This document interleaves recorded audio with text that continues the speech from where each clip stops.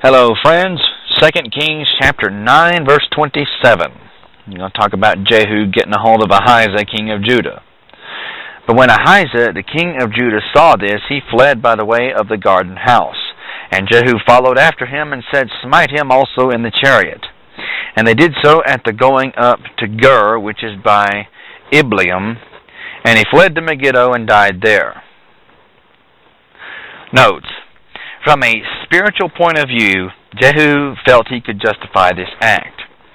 The commission given to him in verse 7 was to smite all the house of Ahab, and Ahijah was Ahab's grandson. So, there we have it, verse 28. And his servants carried him in a chariot to Jerusalem and buried him in his sepulchre with his fathers in the city of David. Notes.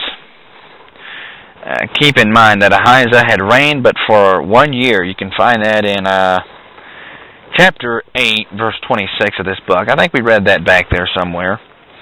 Verse 29. And in the 11th year of Joram, the son of Ahab, began Ahijah to reign over Judah. And when Judah was come to Jezreel, Jezebel heard of it, and she painted her face and tired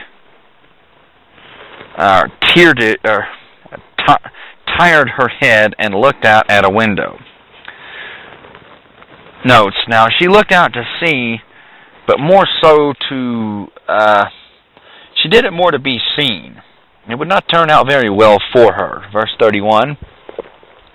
And as Jehu entered in at the gate, she said, Had Zimri peace who slew his master? Notes. Now, however the question asked by Jezebel is to be interpreted, it seems that it is in a conciliatory attitude rather than just which is threatening. Verse 32, And he, Jehu, lifted up his face to the window and said, Who is on my side, who? And there looked out to him 2 or 3 eunuchs. Notes. Now the eunuchs who looked out to Jehu were probably the chief eunuchs of the palace who had authority over others and indeed over the courts, officials, and just generally bossing people around. Verse 33.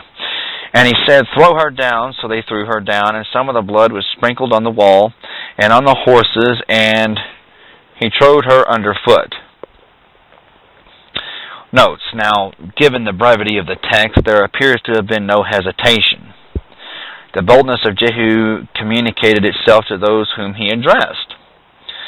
Jehu had his chariot driven over the prostrate corpse so that the hoofs of his horse, or horses, and perhaps his own person were sprinkled with her blood. Tasty, yum yum. Verse 34. And when he was come in, he did eat and drink and said, Go see now this cursed woman and bury her, for she is a king's daughter. Notes. Now he calls Jezebel a cursed woman. It wasn't very inappropriate, though. She had brought a curse on her husband, on her sons, and on her grandsons, as well as the entirety of Israel and Judah. She had been the prime mover in a bloody persecution of the worshippers of God, so now she must answer to the Lord, and that she has, although I don't agree with Jehu running her body over and intentionally sprinkling the blood, if that was indeed the case.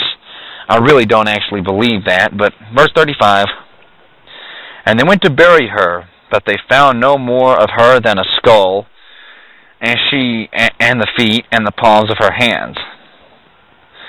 Notes. Now, if you've ever seen a person getting ripped to shreds by wild dogs or some kind of animals, this is indicative of such a thing. Verse 36, Where they came again and told him, and he said, This is the word of the Lord which he spoke by his servant Elijah the Tishbite, saying, In the portion of Jezreel shall dogs eat the flesh of Jezebel. Notes. Now, obviously, what I just told you there, this prophecy referred to is recorded in 1 Kings 21:23. Continuing, And the carcass of Jezebel shall be as dung upon the face of the field in the portion of Jezreel, so that they shall not say, This is Jezebel. Notes. The fragments of her body were so scattered that there could be no collective tomb, no place where admirers could congregate and say, "Here lies the great queen, here lies Jezebel." To rest in no tomb was viewed as a shame and a disgrace. And so concludes the life of this woman who had wrought such evil in both Israel and Judah. In one way or the other, all who reject Jesus Christ have an ignoble end. To die without God is the death of eternal darkness.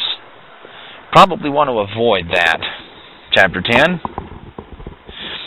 And Ahab had 70 sons in Samaria. And Jehu wrote letters and sent to Samaria unto the rulers of Jezreel, to the elders, and to them who brought up Ahab's children, saying, Now as soon as this letter comes to you, seeing your master's sons are with you, and there are with you chariots and horses, a fenced city also in armor, look even out to the best and meetest of your master's sons, and set him on his father's throne, and fight for your master's house.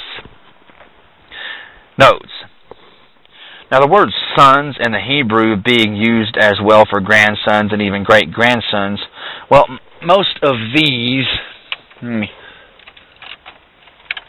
And my light just went out again. Let me try that again. Where were we? Just give me just a minute. Okay, let me read the notes.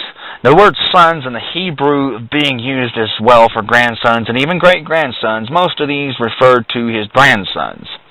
However, Ahab showed he was doing all within his power to continue his dynasty. Jezreel is the scene of the cruel murder of Naboth and his sons, with it now becoming the theater of the just wrath of God upon Naboth's murderers. Here may be learned something of how God regards sin and judges it. If in long-suffering grace he delays the judgment, this long-suffering heightens the terror of his divine anger. In harmony with this, how appalling is the expression in the book of Revelation, the wrath of the Lamb. Not the wrath of the lion, but the wrath of the Lamb. God can be very, very gentle, but he can get really, really ticked off really, really quickly. Verse 2. Now, as soon as this letter comes to you, seeing your master's sons are with you, and there are with you chariots and horses, a fenced city also in armor, look even now out to the best and meetest of your master's sons, and set him on his father's throne, and fight for your master's house. I know I read that twice, but we'll continue. But they were exceedingly afraid, and said, Behold, 2 kings stood not before him. How then shall we stand? Notes. Now, the kings addressed here are Joram and Ahijah, who had confronted Jehu and had basically been killed. Verse 5. And he who was over the house, and he who was over the city, the elders also, and the bringers up of the children, sent to Jehu, saying, We are your servants, and will do all that you shall bid us. We will not make any king. Do thou that which is good in your eyes. Then he wrote a letter the second time to them, saying, If you be mine, and if you will hearken unto my voice, take ye the heads of the men your master's sons, and come to me to Jezreel by tomorrow this time. Now the king's sons, being 70 persons, were with the great men of the city, which brought them up.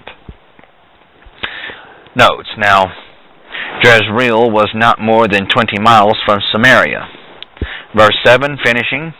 And it came to pass, when the letter came to them, that they took the king's sons, and slew 70 persons, and put their heads in baskets, and sent them to Jezreel. Notes.